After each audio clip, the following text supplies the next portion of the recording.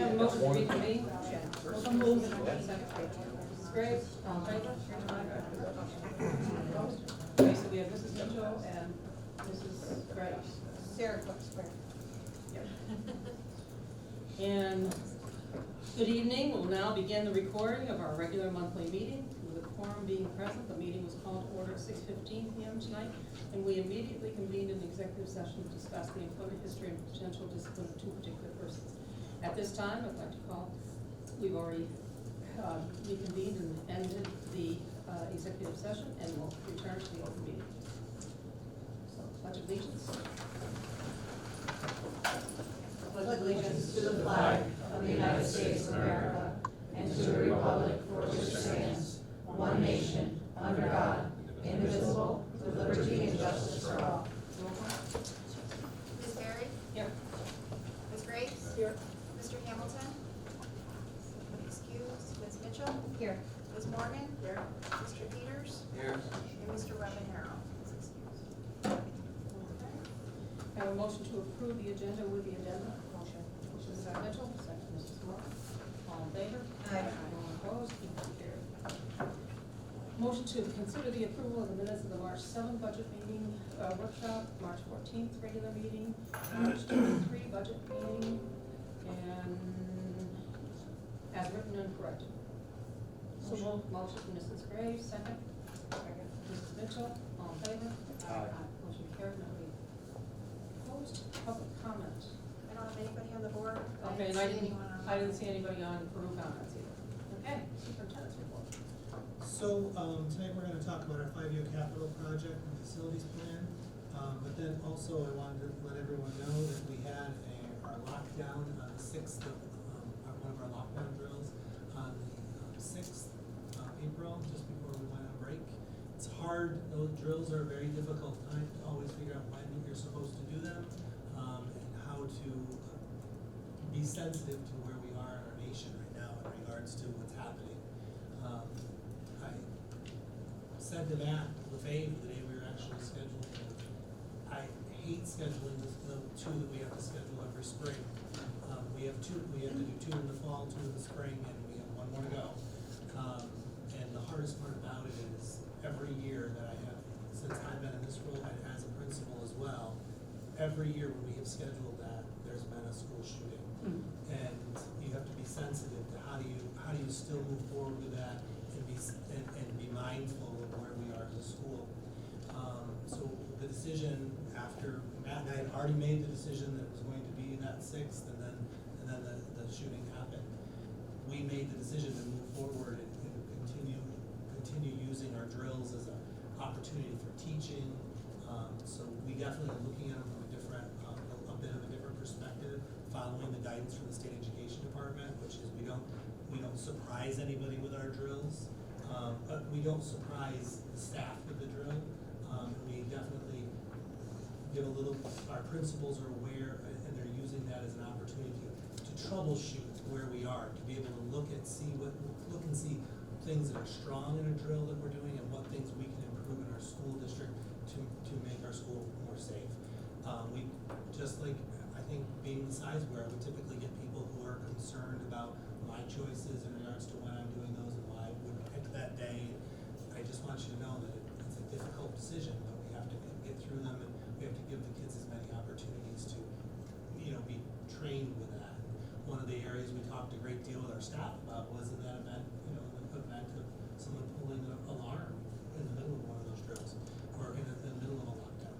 So we have 1 more to go, and we'll let people know, like I did this last time as well. But I just want you to know that we're being very conscious about and sensitive to the fact that everyone's on edge when it comes to these things. But it's important that we get our last one in. So I'll let everyone know that one.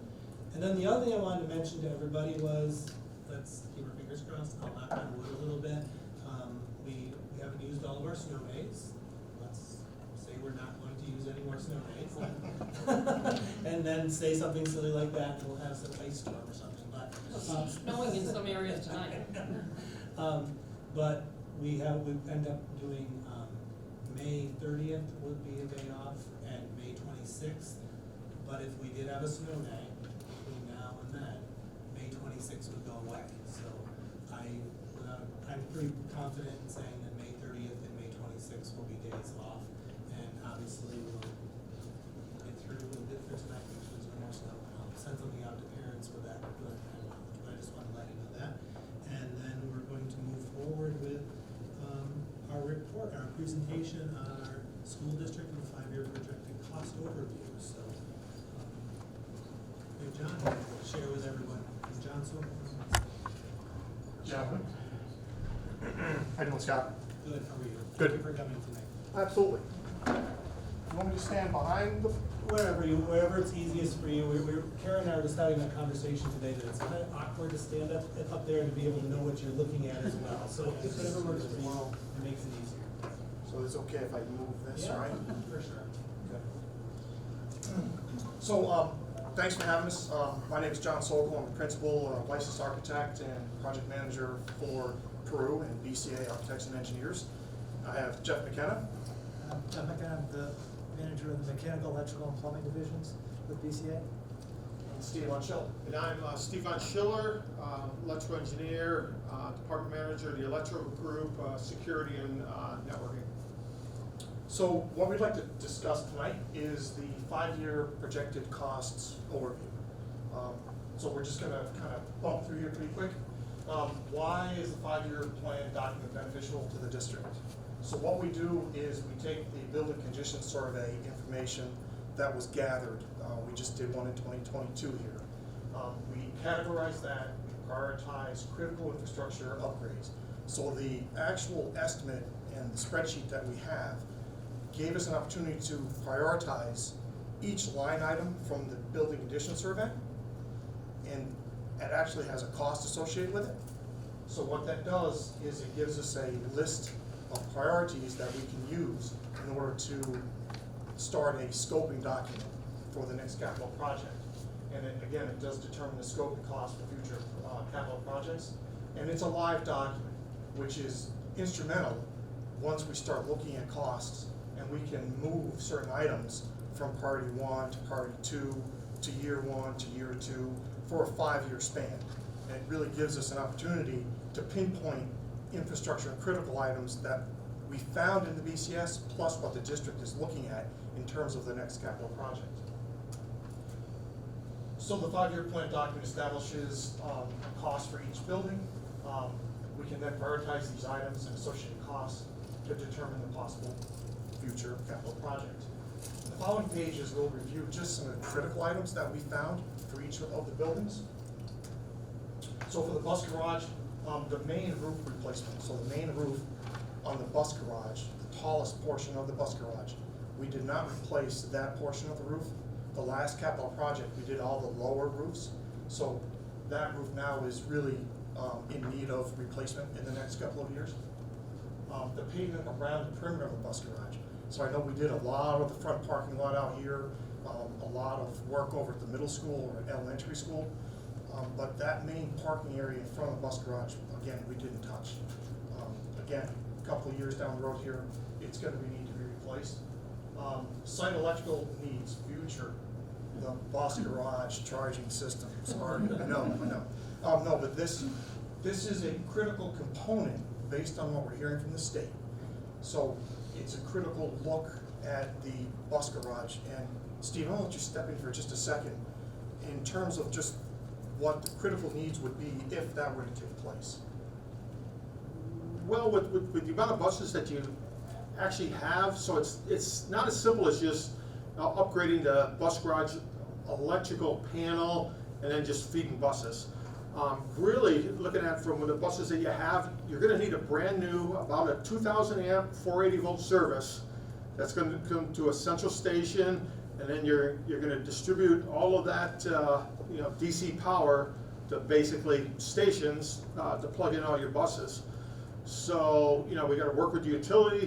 The whole thing is that can the grid handle it? So I'm sure the utility is going to set some sort of mandates. Okay, we need you to charge at night. We need you to do when the utility usage is down a little bit. Just simple planning of when there's a sports event. We're going to put a station somewhere for the visiting team bus to charge because you know, believe it or not, these buses don't go very far on free charge. Depends on So, the yeah, so it's, you know, to be able to, you know, provide that kind of infrastructure and, so there's a big price tag on that to run a brand new service and just to, you know, for the charging of the buses, you know, then you gotta buy buses. So it's- Now, New York State has a grant for some of these pieces, correct? Yes. Mhm. There will be, and there Yes. will be other subsidies, we believe, that will be coming out as well. Yeah. But again, just from a standpoint of future, Right. it was something that we thought, Oh, yeah. would definitely be, in the line items. And then ventilation systems for the bus storage, bays, some of them don't work very well, they need to be upgraded. Elementary school, so the sanitary line upgrades, we understand that there has been some issues in the past year with some of the sanitary lines. We've talked with Matt LaFave at length with some solutions, so that is a line item. Main mechanical electrical service upgrades. So currently, if I'm not mistaken, there are 2 separate main services coming into the elementary school. Correct. So it's kind of interesting to have 2 main feeds at different locations. The thought process was to try and pull that together so you have 1 main feed. Which sort of falls, yeah, which sort of falls to another recommendation that doesn't show up on here, which, it does, is for a generator to power the entire facility. A lot easier to have 1 generator and have everything powered from a single generator. So, you know, we're looking at putting in 1 main service, backfeeding the other service from the original, and having, you know, a single generator to power the whole facility. And then we have paving upgrades. There are still the main bus loop out front here that was not part of that large capital project in 2017. Playground upgrades. This has been, again, another item that has been talked about the past several years, and we understand that it's definitely coming up to the front of the line here. Roof replacements, the flat roofs and the slate roofs on the elementary school are definitely past their useful life. We are taking care of some of them with patches. We did replace a certain portion of the flat roof in the one location on the elementary school, and we've had a lot of issues with the slate roof on the main portion of the building. It is original slate. Some of it has been replaced, but they're old, they're brittle. It is time for an upgrade. And again, the pre-K, the kindergarten, first, second grade wing, there's upgrades to address ADA requirements for the toilet rooms in those areas, along with other ADA requirements. Finishes are past their useful life, the corridors are, the tiles are popping. There's a lot of infrastructure and cosmetic issues within that wing, couple of wings that need to be looked at. Heating and cooling upgrades, interior lighting upgrades. A lot of the interior lighting still are not LED. That's a large cost savings for the district if we go to LEDs. And again, the backup generator that Steve actually talked about. High school, middle school. Sidewalk replacement over at the middle school area was not part of that capital project. Stadium upgrades at the high school, middle school, tennis court relocation upgrades include bleachers, press box, dugout. So when we did the last project and we added the new stadium lighting, so we looked ahead and thought about the new stadium configuration. So we made sure that the lighting that was placed was moved out far enough so that we could install a larger stadium track field so that you would have more options to play games and different sports on that field. The existing curtain wall replacement. So the existing curtain wall around the facility is old. It's not energy efficient. Some of the panels could be a translucent panel, which could be asbestos.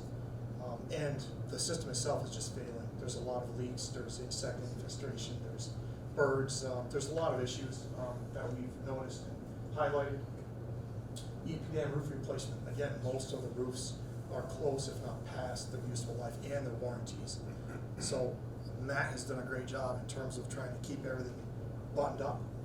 But those are definitely items that are going to need some help down the road here. Matt, were those the original roofs in the 60s? No, but my understanding is the curtain wall is. Yeah. Yes, current wall is already. Okay, then the roofs have been replaced once since the sixties. Yeah, but they're also coming off warranty. Yeah. Or they're off warranty. Oh, I would assume so. Finished floor upgrades. So the finished floor upgrades we're talking about here is on the second floor. There's been a lot of movement of some of the plank flooring, which has buckled and popped a lot of the tiles in the corridors, along with a lot of the VCTs in the actual classrooms. The intent here is to finally figure out the issues with that plan original to the building. It's time for upgrades there. Heating and cooling upgrades, again, the lighting upgrades. Same thing, and then lock set upgrades for security. So there's a lot of school districts that we're working with right now that are looking to put in key fob electronic lock sets so that it can get tied into the security system so that in the event of an issue, they can automatically be locked. So the next steps. So we have our building congestion survey, we have our 5-year plan. So now it's really to review that 5-year plan and determine the scope and establish a capital reserve fund. So we're gonna work in hand with the fiscal advisors. We're gonna meet with the fiscal advisor to determine the maximum capital expenditures that we can have. Coordinate the scope document with the capital expenditure to determine the cost of the capital project. Determine a referendum vote date. We look at that in terms of when debt is falling off.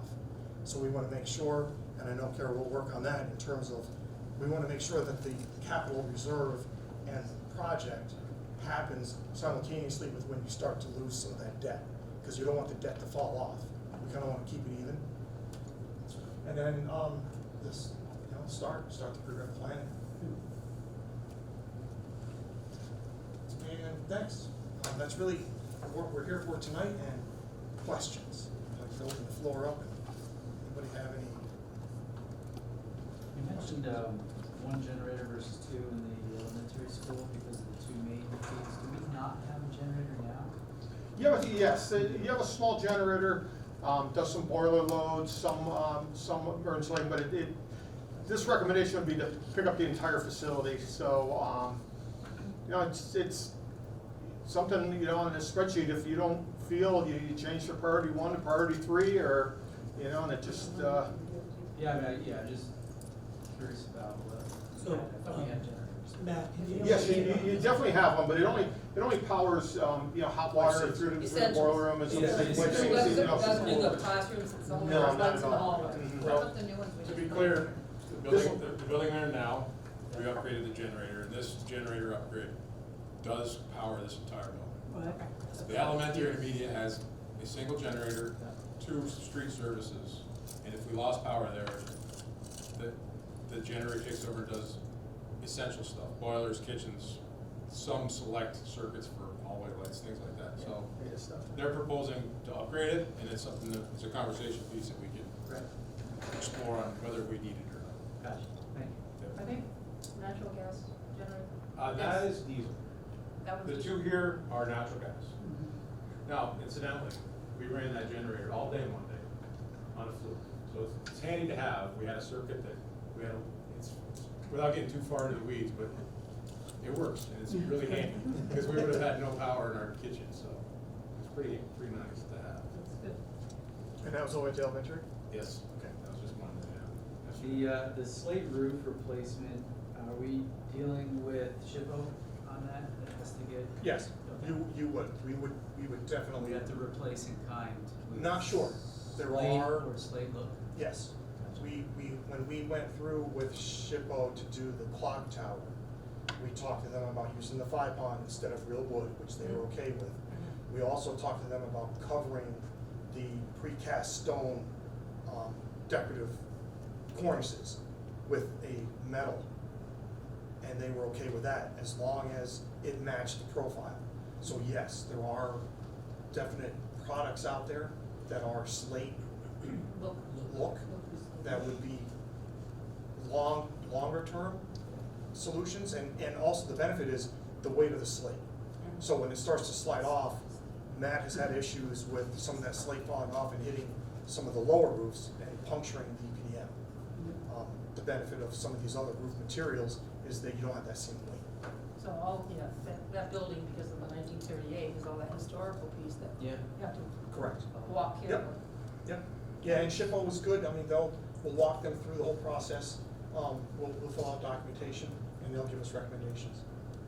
And that should increase the energy efficiency too, right? Because we've gotta be losing heat if they're that porous. I think because it's an attic area, attic space above, it's not so much as a heat, but it's more of an exterior envelope to protect from weather. Yeah. That's a big issue. Is there any thought to like solar panels on any of these roofs as we go along, looking at that? Is that, I don't know. Always a possibility. Yeah, I mean, Um, natural and that- gas that seems to is- be, natural gas seems to be the way to go. We do have natural gas here. Yep. Yeah, you know, so certainly that's an option. You know, sort of history has shown us solar panels, you know, yes, you could say you're green, got solar panels, they don't necessarily pay for themselves. It's, you know, over time. I'm just curious, it- you know, for charging stations. and Yeah, things like that. I yeah, don't- yeah. Well, with the charging stations, we would probably anticipate most of the buses to be charged at night. Certainly, there's an option of,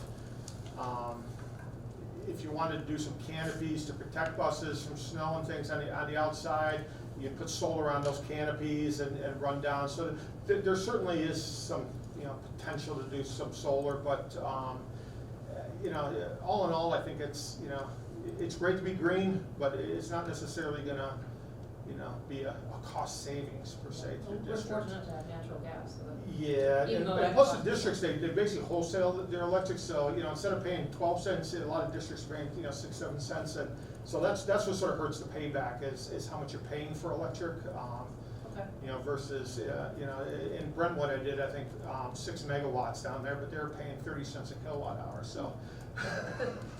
So it sort of paid for itself. Are there avenues to reduce our operating expenses through capital upgrades that you might see after doing this type of review? Lighting. Like, All that. Oh, yeah, lighting will save, because the state has gone down from 50-foot into the lighting levels down to 30, plus the LED lighting, so you would use 2/3 less electric, going all LED. Plus, you give the teachers some more control, because inherently, LED fixtures is just all dimmable. So, you know, so you'd have dimming switches in all the rooms, you know, give the teachers a little bit more control, so you could, you know, you can save energy more by dimming things And down. amazingly how much they make our hallway, the one that we have some of the lights in now. Oh, yeah. Much brighter. It's Some of a the- soft, it's a beautiful, it's like a Yeah, softer. Yeah, Well, and plus, once you put them in, you know, you get that 1 year of burning, but once, you know, it's, you know, Matt would have the pleasure of not replacing our lamps anymore. You know, so you have that maintenance savings also, which is operational, you know, storing lamps and having somebody go in and replace lamps and ballasts, you know, constantly, so. There's also some energy savings on the mechanical side, as your boilers here, this facility is older efficient boilers. There's more modern condensing boilers that we can put in to replace these boilers that are getting close to its useful life. So when we replace those with condensing boilers, we can get up to the 94 to 95% efficiency out of those to save energy there. What's our efficiency level now? What do we have? They're probably 80, 84 at the most. Yeah, and I know it's so hard to really come up with accurate numbers. If there's any way to aggregate what some of those costs might be, even just some kind of a framework that helps us tell the story that we need to tell. The savings part, I know it's there, you know it's there, but it's hard to, it's hard to look at big numbers in a community and be able to get them. So I think it's try to help, you know, frame it a little differently. So if there's any avenues along that route that you can share as we proceed, I would appreciate it. And typically LED lighting, that's usually the quickest payback. Yeah. So depending on what you're paying for utility rate, which I'm not sure, the payback could be within, you know, 8 to 12 years. Yes. And then everything after that is, you know, pure savings. I think we had those figures when we did the football field. Yeah, like, it was like $9. I think that also some of those, we were going through some of that in the district office the other day, those boards, the display board type of thing, per projected project as they were getting ready to do various projects in the district. There were actual spots on it that was talking about the savings. Yeah. Exactly what you're talking about, and I think that that would be a wise, like when we get ready, when we get to that point where decisions have been made in regards to this is what we're moving forward with. If there are, and whenever there is that opportunity to talk about the future savings that this particular aspect of the project would do for the district, it would be really wise for us to be able to be thinking about how we're going to publicize that for the community. I think that your point's well taken, and that'll be really important, you know, even better than just the project boards that we have. I mean, we've come a long way in various ways to share that information with people. You know, the other thing is, as often as, you know, people say, well, we can add this, we can do this, we can do whatever project, sometimes that adds operational costs in terms of maintenance. I will tell you probably, you know, so anytime we can add things that reduce that workload, that's really important. Because, you know, I love, you know, the last project we had out here, but our flower beds don't look like they did when it was installed. You know what I mean? Yeah. And it's just we don't have time to do the work, and it costs some money to do that. So anytime we make it look good when we're done, it should be kind of, you know, if it has to be wildflowers, then that'd be awesome. We'll have to request. Or hardscape, that'd be hardscape. Bring in some stones. Now, you mentioned the boilers, that they're getting close to the end of their life also. Yeah. All of them, did we just No, replace one? no, not all of them. This building itself, they're 22, 23 years old. So the lifespan of those are 25 to 30 years. So you look at that. At the elementary building, one boiler room has, one boiler's failed to be replaced, one boiler, we still have an older boiler in that boiler room. The same at the other boiler room at the immediate side of the building. One was replaced, but we still have an older boiler there. So, And one of the things I think would be beneficial to as we go through this process is to come up with a time where the board could actually do a walk around to actually see some of the things, because it's easy to talk about Right. you know, you talk about the boiler room and, you know, all of us think of our homes and a room, like, let's go to the boiler room, because there's some pretty big spaces. And lots of like different pieces and all that kind of thing, so I think that those would be some real beneficial pieces to be able to see. You know, even when Shannon and Kara were talking about the fact that they went on a tour, they got to see a few things. I think it'd be great for the board to see some of those things too. We can either, you know, work with John and also we have Matt who can take us around and give us the full on tour. Any other questions? What's the advantage of, you know, it seems like we just put in two power pieces to, you know, primary and the intermediate. You know, when we talk elementary, we still go back primary and intermediate. So what's the advantage of eliminating those two and bringing it to one? Just say you wouldn't, I would probably marry that recommendation to whether you wanted to do a generator to power the whole facility. If you weren't going to say, yeah, well, the generator's fine, you know, the way it is, or if you decide, yeah, we want to power that building, because this one's powered, power goes out, you know, I want these people here still in school watching everybody else leave over there. But, so if you're gonna do that, you'd rather have one generator maintain and deal versus two of them to maintain, and at that point, you would just marry those main services together, so you'd have one service and one generator. So those main services aren't that old, are they? No, they're not, and what I'm saying is when I'm saying to marry them together, you would either have to upgrade one or do a study just to make sure what the load is of one, and you'd take a feed from the one, run it to the other one, and then get rid of everything back out to the street.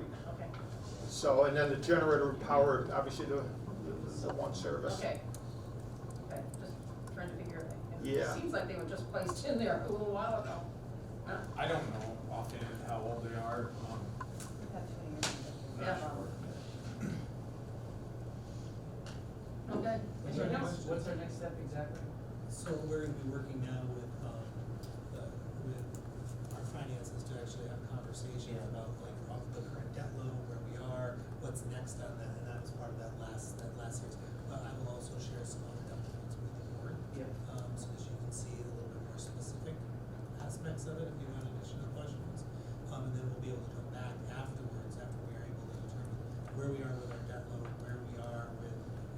much of a, you know, this is a, you know, this is everything. Yeah. And now we have to come up with, this is how much you can actually afford to And move forward with. what And could be- what is a reasonable amount that the district can move forward this Yeah, time? what will be aided? Yeah. It's like, how many, are all these items theoretically gainable? Sure, and that would be all part of this, that conversation. So, Not all, not all. I didn't see a pool in there. Yeah, we're We Not could- yet. Well, if Not we yet. keep the roofs up the way they are, we'll be. we'll have one in the basement. Maybe the tennis court would be a pool. Well, thank you both, all Yeah, three thank of you you. for coming tonight. I Sure. appreciate your time. Our pleasure. And, I'll get back to you with any questions. Thanks, Scott. All right. Great. Thank you. Thank you. Okay. Peru Association of Teachers, do we have? It's me tonight. Oh. Brian had a game, so you get to listen to me.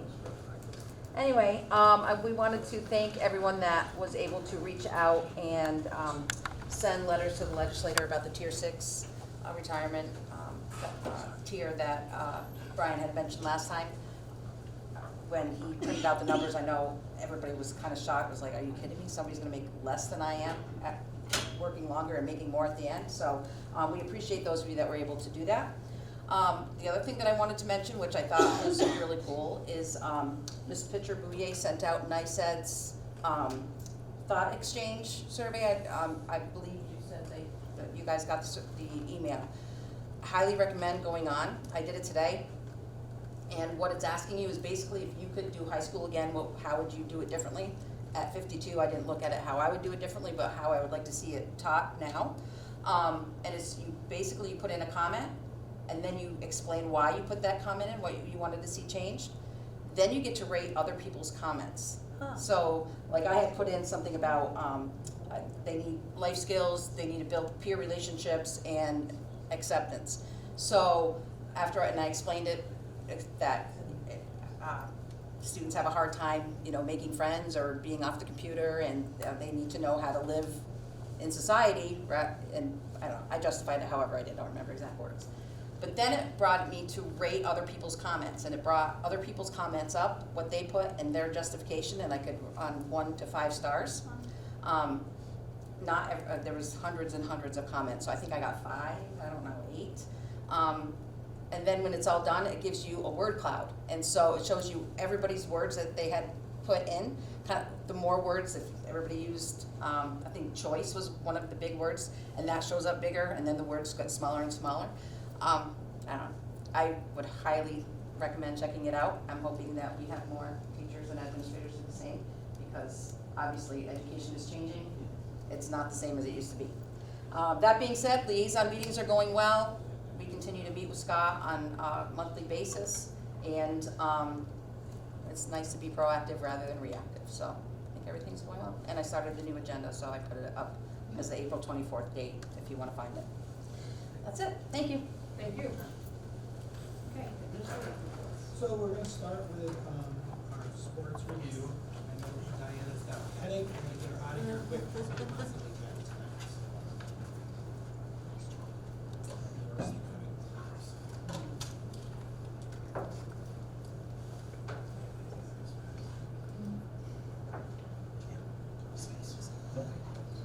Okay, let's talk about winter sports. I know it was 70 last week when a lot of us were out of town, but we still need to recap winter a little bit.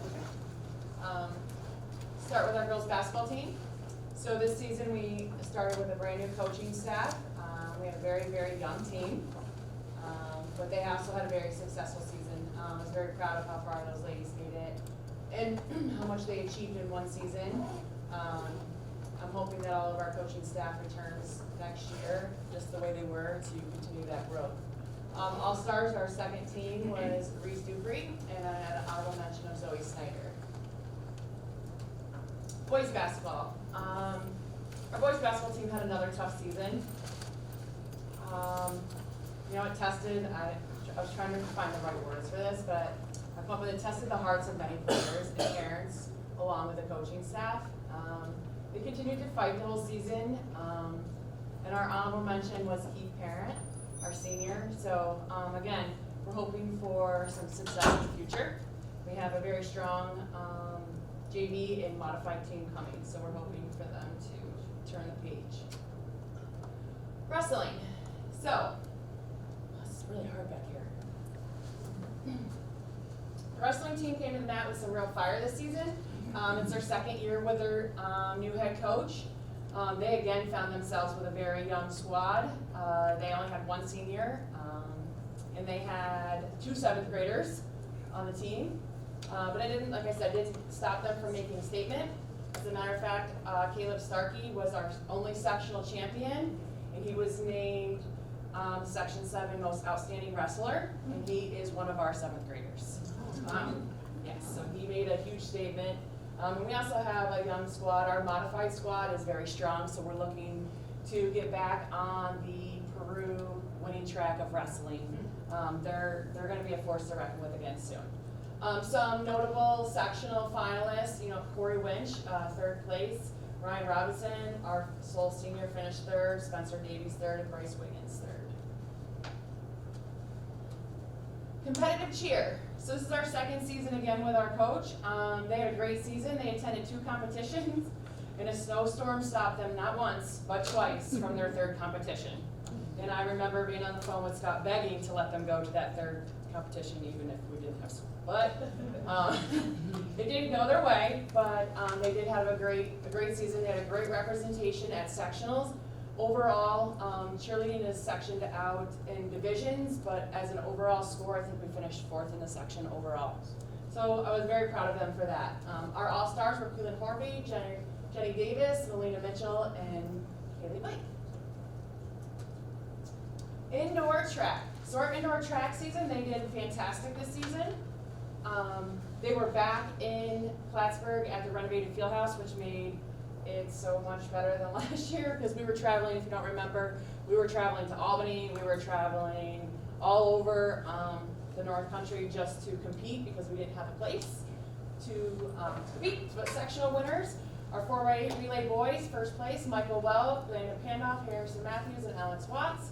Our 4x4 boys, 1st place, Alex Harrison Matthews, Ryan Swire, and Owen Fuller. Our high jump was Oliver Langtho.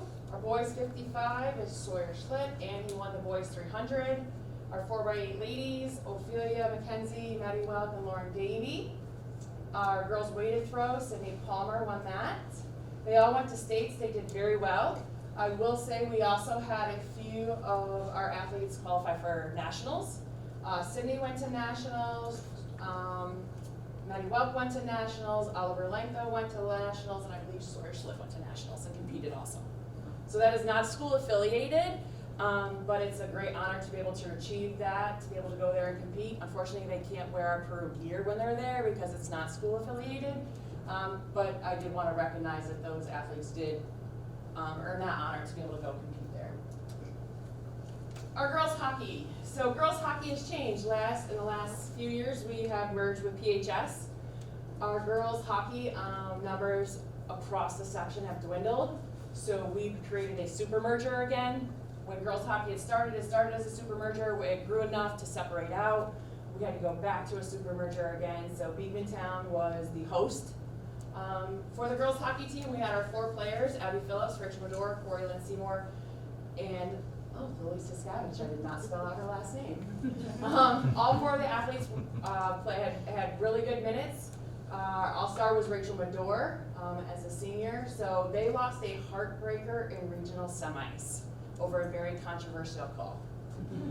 Yeah. So our boys hockey team. So we had 15 Peru players. We merged with Saranac again, who had 12.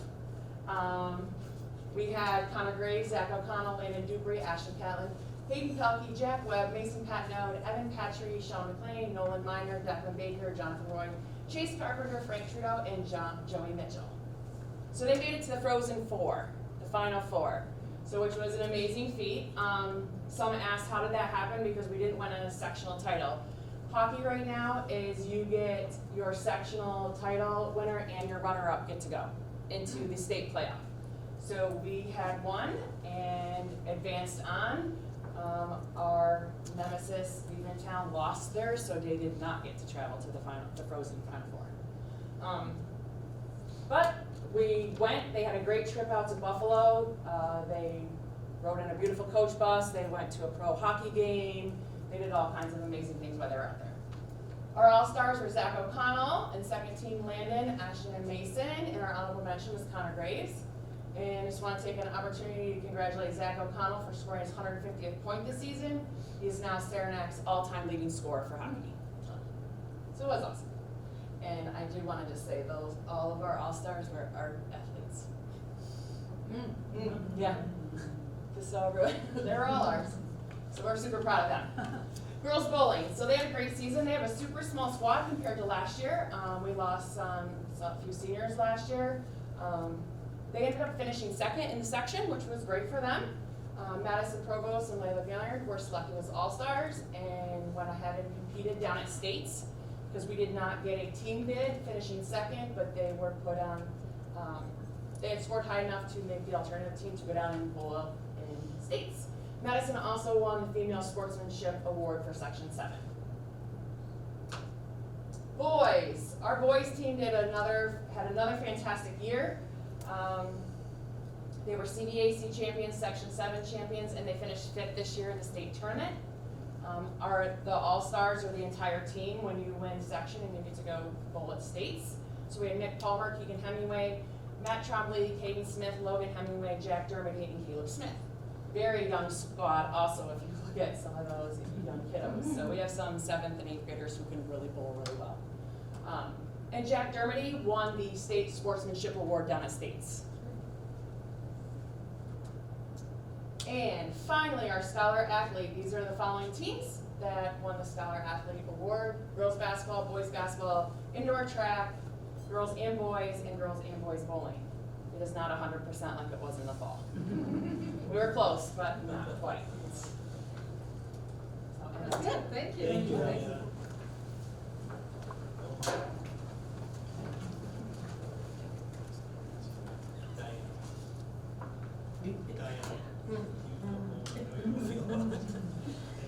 And then we have Mr. Batten. Mr. Batten for the code of conduct.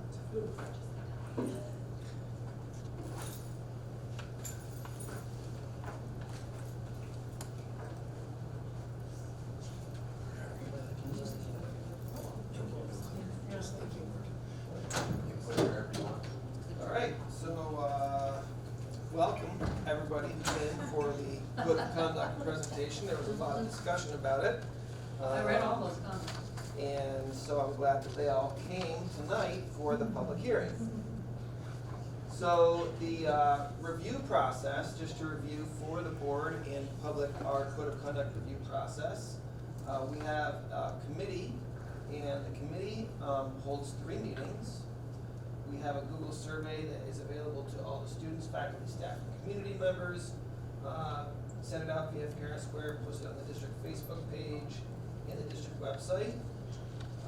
We had a Google survey that was specific to faculty. We had a public meeting held in person here. Now, that evening, I don't know if any of you were here in the building, I thought we were gonna have a packed room here. There were hundreds of people in the hallway. They all ended up in the auditorium somehow. Apparently there was something else going on that night as well. Some sort of theatrical performance. One person came to the meeting. And we met with student council from the middle school and the high school, and also held some individual meetings with individual parents who had specific concerns. So I've divided tonight's presentation into a few different categories. One is additions to the code of conduct that we're recommending.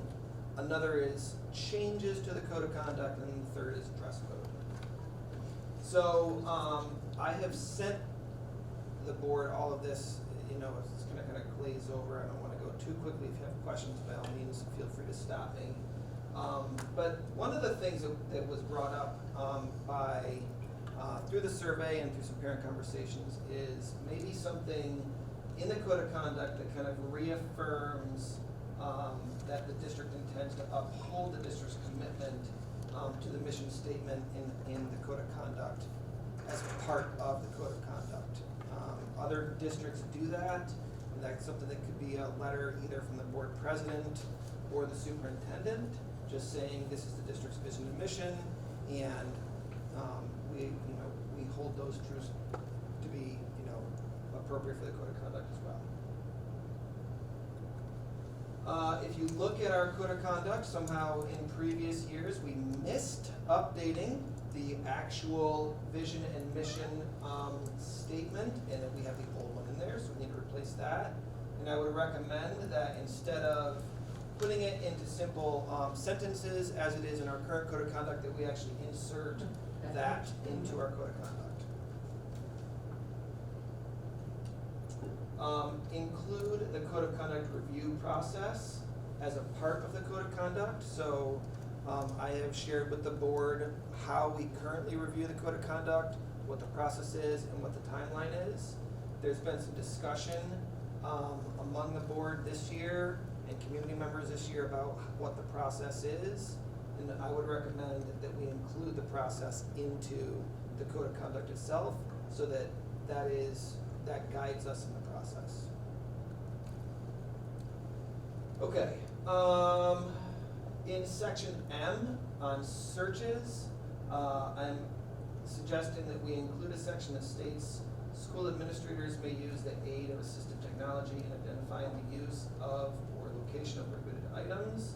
This technology may include, but is not limited to, devices designed to detect vapors or metals, i.e. vape sensors and metal detecting wands. So other schools are finding that vape sensors in certain areas, specifically like the nurse's bathroom, is a valuable tool in determining if students are vaping. We don't have anything in our code of conduct that says that's a tool that we're going to use. I think it wouldn't be a bad idea to include that in the event that we decide to install vape sensors in certain places. The metal detecting wand is also related to detecting vapes. So in the middle school, the boys refer to their underwear pocket as a place where they keep their vapes. And it makes it very difficult for us to then know, we know they have a vape. Like if you see smoke, there's probably fire. If you smell vape, there's probably a vape. But by the time they end up out of the stall and in an office, the vape has disappeared. And so all vapes contain metal though. And so other school districts are finding it very effective to use a metal detecting wand to say, there's metal somewhere, that there shouldn't be metal, so whatever is causing the metal detector to go off, take that out, and that way we know that you have the vape out of your pocket. How many schools are using it? So I know of one for sure. I haven't canvassed all the school districts in the area. Oh, okay, that'd be great. Because that was one of the things that Mr. Webanero couldn't be here tonight. He was just had some concerns about using metal detectors, but your Yeah. explanation of what you're It's using good. it for is Right. something. This it's is not, this not is- like the airport. No, this is not like the airport, and this is not just randomly. This would be after we already have established a reasonable suspicion. And it would be only administrators doing it. Correct, right. I mean, and here's the thing, you see this come up. Vapes, they're beating us on the vapes. I mean, we Yeah. have we're doing what I think, we have a potty patrol, where we have teachers who have signed up to go to the bathrooms and stand with 1 foot in, 1 foot out, door open, because the kids are vaping in the bathroom. We're trying to track how many kids are using the bathroom.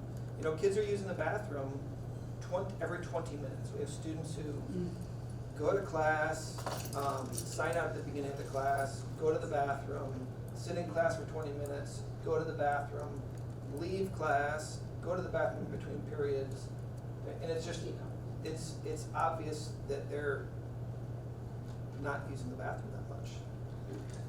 They're using the bathroom, but not for its intended purposes. Okay. So, and then add in a section in the assignment of disciplinary consequences. Students may be directed to complete an assignment designed to help them reflect on their behavior and its impacts on their learning in the school community. This is tied into the budget request that we made in terms of the reflection room, and somebody to help them kind of reflect on their behavior. but just kind of have a section in the code of conduct about that.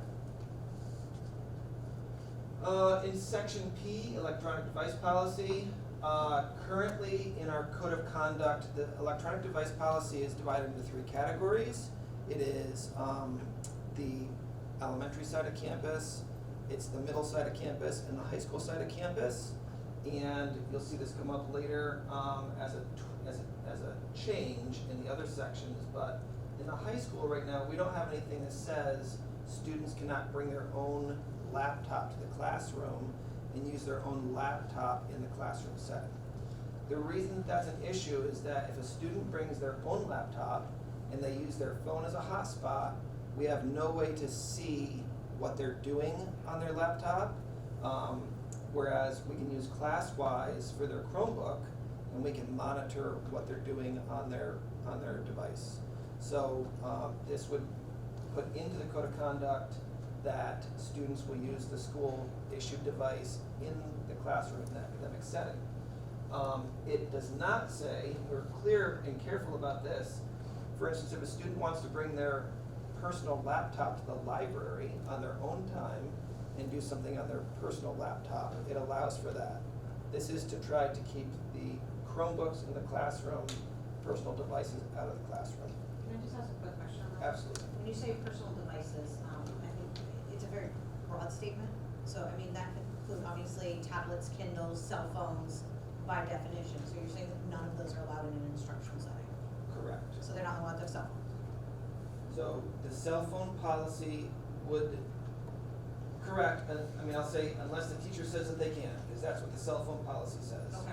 But absolutely, they can't have cell phones in the Or classroom. tablets or Kindles, Correct. regardless of the nature of the device? Correct.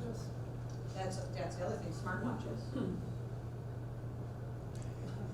So- I'm not trying to be difficult, it's such a broad term. It's a real broad. I understand your nature, what you want Yeah, to do. so with it. it's interesting that you bring that up, because in the elementary side, we addressed wearables, that's becoming an issue.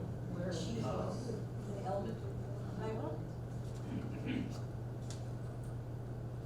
So we can go back to the drawing board with that. Yeah, I thought you had 2 when I was reviewing everything online today. Wearables. Technology, I mean, it's everywhere, that's why I'm asking, it's just there's so many personal devices that we need.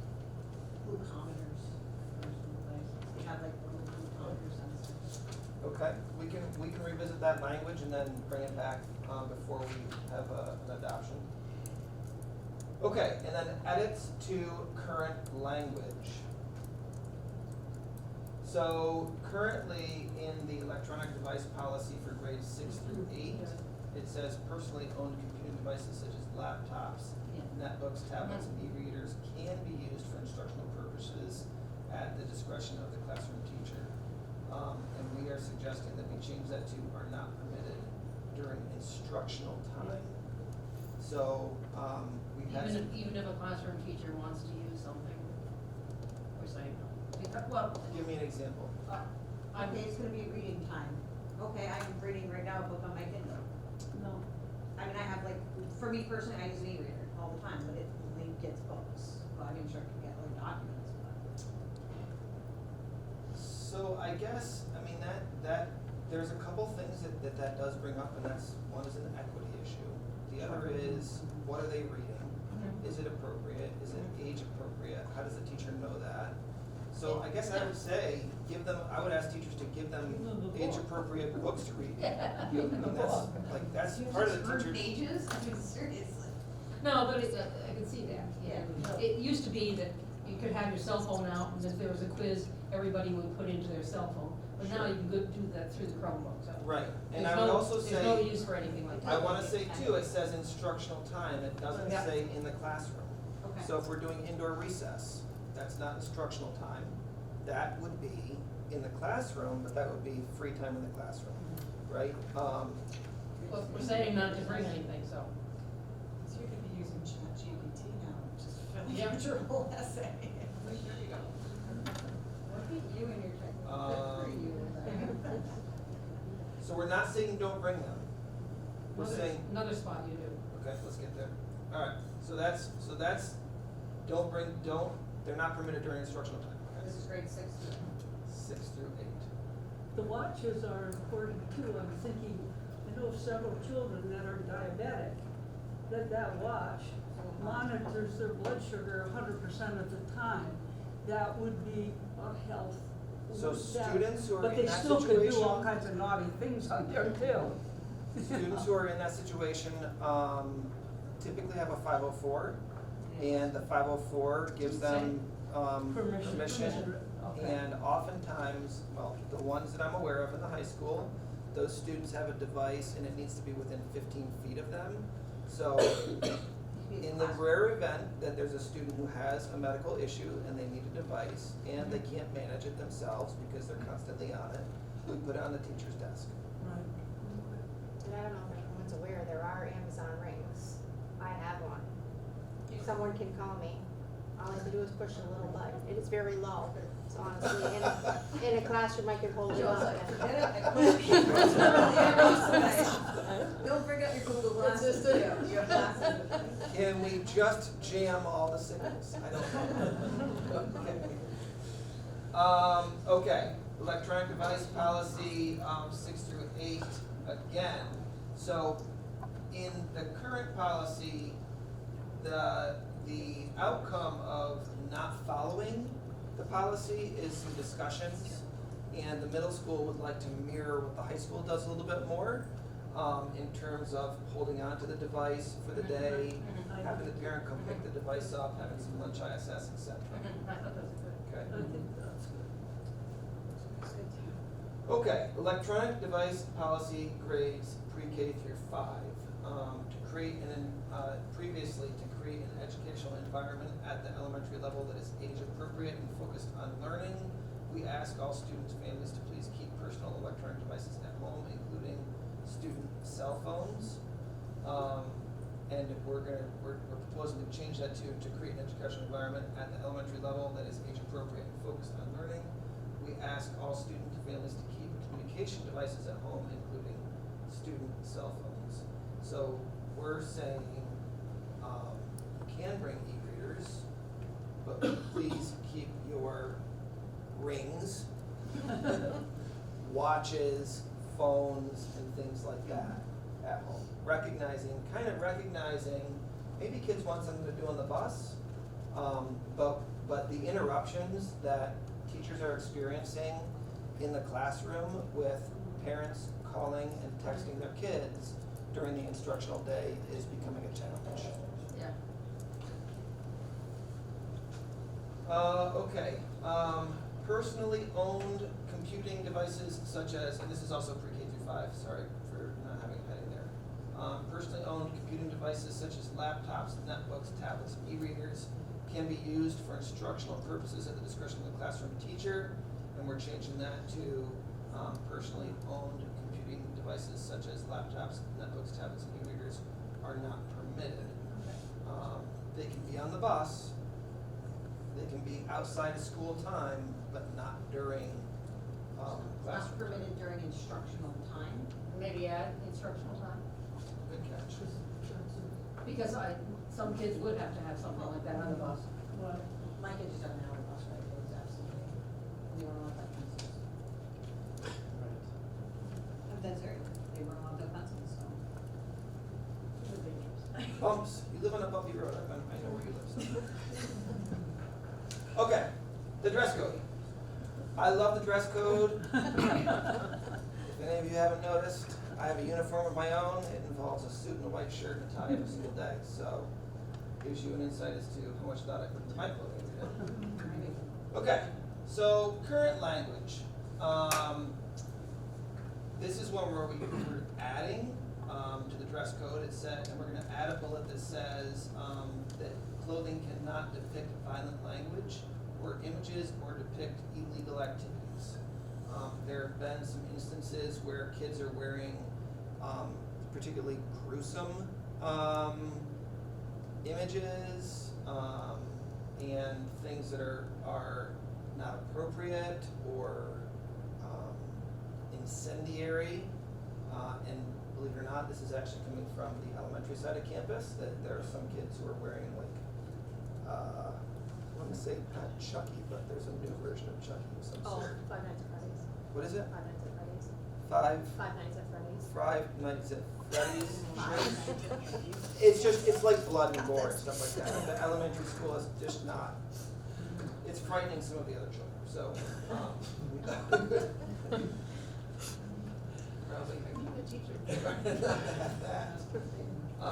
Okay, attire that is worn for other than its intended purposes is prohibited, and we're taking out the portion that says, for example, pajamas and slippers are intended for a bedtime, as such they're prohibited attire for school, but we're leaving the attire that is worn for other than its intended purpose is prohibited. So, at some point, somebody decided that the type of fabric that your pants are sewn out of couldn't be pajama pant material. And we're really to the point where if you come with pants on, you're okay. So, whether it's pajama pant material or not, we're okay with it. But the reason we're leaving in attire that is worn for other than its intended purpose is we've had some students wear things like flags to school. You know, they purchase a flag that maybe it's a flag with somebody's name on it, or maybe it's a flag that supports an organization or something, and it's really not. It's disruptive in a variety of ways. It's flowing in the hallway behind them.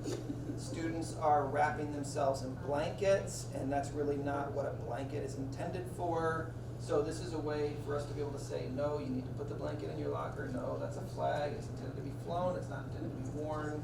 So that's the intent behind that language. That addresses multiple things we've seen. A bunch of stuff, yeah. Yep, okay. Students will not wear items that are sexually suggestive, vulgar, obscene, libelous, or denigrate others. And then we're taking out on account of race, color, religion, creed, national origin, gender, sexual orientation, disability, gang-related activities, because we felt as a committee that just in general, if it's libelous or denigrates others, it shouldn't be here, regardless of the category. Or detracts from the educational environment in any way. Is this for the high school or is it for all? This I'm is just thinking. Campus This is for all. pre-K 12. So I just remember back in the day, we'd have reading story time, and kindergarten, first grade would come in pajama day. And that was a very popular thing. It can be pajama They day s- every day. Yeah, I know, but they still do that now, so that would be eliminated now with this. No. Why, it says you never come with pajamas or slippers on. No, That's well, what they're getting rid of. We're getting rid of that. If it's highlighted, they're getting rid of it. Okay, so. So special But- occasions, but- they can have that, like So toga day. it's purposely intended to Toga wear days are allowed. pajamas that day, so that's okay. No. Yes, because it says. You can wear it any day you want. No, you can No, you now. can't. Yes, No, you can. no. It says purpose. That's the bad language, that's the, So That's this language over here, this is the language that That's the currently bad. exists. Yeah. that But the we're new going one to be getting says- rid of. It can be worn other than. Attire that is worn for other than its intended purpose is prohibited. so he specifically So said they can we're- wear we're- pajama pants. I guess, you could say pajamas, you could say pajamas are not to be worn during the school day. I see where you're coming from there. Yeah, that's all, I I'm guess just we'll- trying to clarify it, so there's. What we're saying is, there are some of our teachers who kind of key in on this, and say like, well, you can't wear those pants because they're technically sold in the pajama section, not in the pants section. And that's a conversation that we don't really care to have anymore. Right. So instead of having the conversation about what type of, like, those are pajama pants, they're pajama material, it's giving an example that we don't really feel like we want to give, Right. but we want to keep the language in there for other things like the flags and blankets. Does Does that make sense? And there's still building celebrations of the Absolutely. day. We have hat things like days, that. you know, Hat we days. have But hat that's days an from time to intended day, Yes. so it's all right, okay. Exactly, right. It's like, this is the day we're gonna break the rules. Right.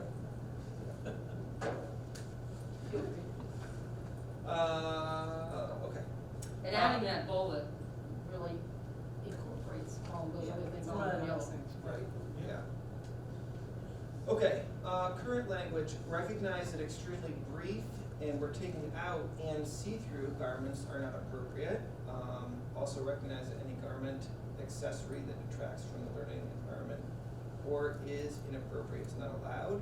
So, I was here when we added and see-through garments, and it was when sheer tops became popular, and it was a big thing. And now everybody wears sheer tops, and it's become more of a norm.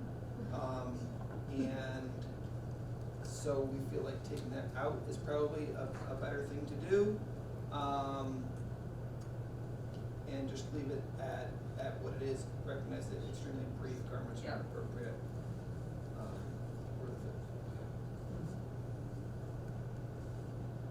Okay, and then additional cleanup, my understanding is that the board is in the process of adopting, a technology policy, a technology acceptable use policy.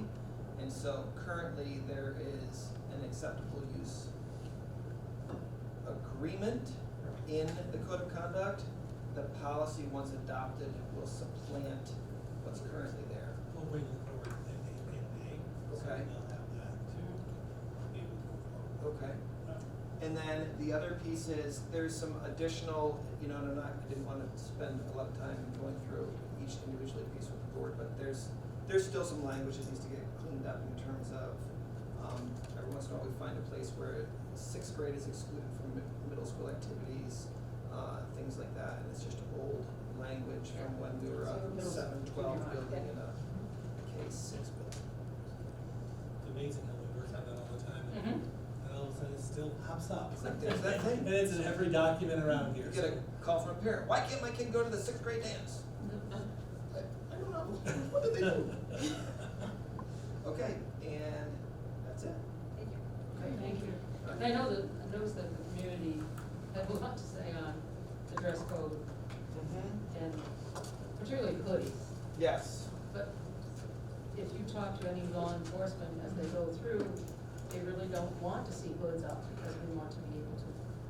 right, and we had spent quite a bit of time as a committee last year talking about hats and hoods, and felt as if, with the amount of time that we spent on hats and hoods last year, that revisiting it was probably not a fruitful venture this year. Anybody have any other questions? I noticed that was one of the big things with Yeah. parents. Lots of that. Yep. Thank you, Mr. Beck. Thank you. I will- Appreciate it. I'll reach out to other superintendents tomorrow at my meeting. Thank Just you. to find out about the wand, and I'll let the board know, but I think like what's being shared in regards to the use of that Yes. wand makes a lot of That helps. sense. It does. It gives them another tool. Yeah, okay, thank you. We're gonna hide this. You know, that was great. From my middle school days, when I was in the middle school principal position. No, not babes back then. All right, we have, the budget. So we're up to budget meeting number 2. We've got our workshops, so now we're at the point where we're finalizing and setting the proposed 2023-24 budget. So this is pretty brief, I'm just reviewing our timeline here. We are now again at the proposed spending plan. These, we canceled our April 5th meeting because we didn't need it. And I'm just reviewing again our initial budget parameters that were approved, our necessary commitment of fund balance. We are at the tax cap, no supermajority is required. And our general direction and strategy is maintain programming with only necessary enhancements. And continue to expand our educational and social emotional programming with COVID-19 funding. So again,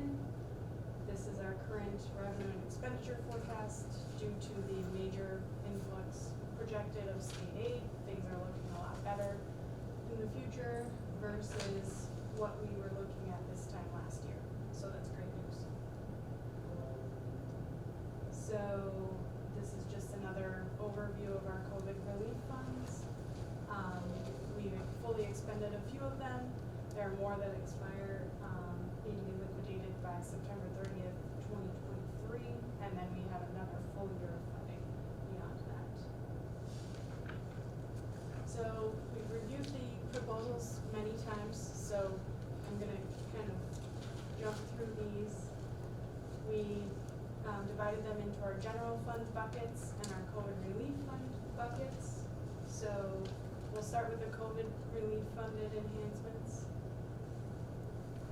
So we've got the elementary school counselor, the reflection rooms in both the elementary and the secondary buildings, and Sweethearts and Heroes. Those were all approved in our previous meetings. We've got the student services teaching assistant, the occupational therapist aide approved. And we have the large group presentation spaces. Those were also approved. So now I'm doing a quick review of our general fund proposals. So we have the part-time elementary library aide typist that will be combined with an existing clerical position to create a full-time. We approved that. We also have our facilities-related proposals, including rebranding, salt and sand, clean and repaint the track, as well as replacing science tables, pressure washing the tennis courts, and additional fencing in intermediate. Those were all approved. So one final funding summary here of our COVID grant proposals for our general fund, and we approved those at our previous workshops and meetings. So the New York State budget, we still don't have a budget. It's been extended at this point through Thursday, April 20th. I have not received any guidance as to when it will pass, but at this point, we continue to assume that we will get the funding that was proposed in February. So at this point, we had our refined base budget. We have our approved proposals that I just went through, $139,906. And so that brings us to our total proposed budget, which is $52,977,093. And there's a mistake here, the agenda item is 15B for this, so that's that TBD dollar amount. All right. And so this is just the final overview of our proposed spending plan, $52,977,000 or to $977,093, a budget to budget increase of 1.96%, and a levy to levy increase of 2.38%. And that concludes our budget meetings and workshops. What's next is we have our budget hearing on May 9th, and then the budget vote on May 16th. Are there any questions, concerns, comments? And we have two candidates for. Yes. For two openings, correct?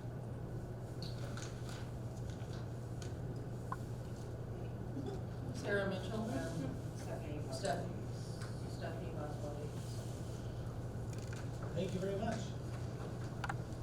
They'll be invited May 9th.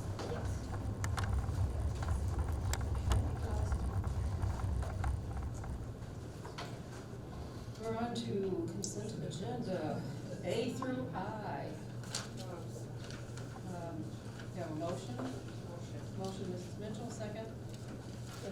Mrs. Graves, any discussion? All in favor? Oh, one thing, Mr. Webanero wanted to know on the NYSER document, how we work through accommodations for staff members. So, if a staff member has an area of concern related to their ability to do their job, it's shared. There's a form we have, they bring that to the district office, and then we work with Mrs. Rabideau. It could possibly be a 504, if it's a 504 situation, we work with her. We discuss what types of accommodations recommendations we can provide here, and we will collaborate with so we have a process in place.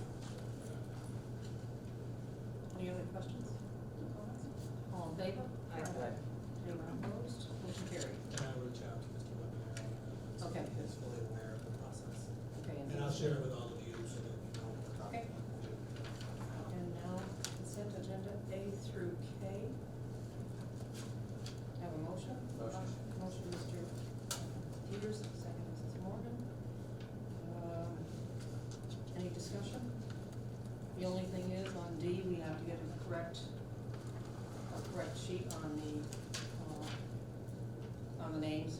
Yes. Before we sign that. And that $20,000 is, part of it is an expense of $10,298, is it, and then in kind of $10,298.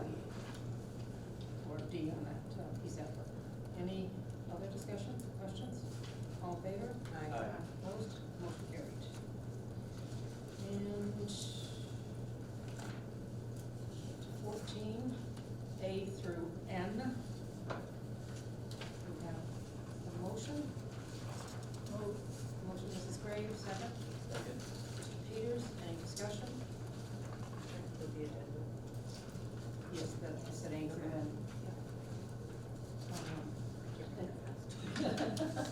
A through N. Got it. Okay. We're good. All in favor? Aye. Opposed? Motion carried. And we have a third reading of the student wellness policy.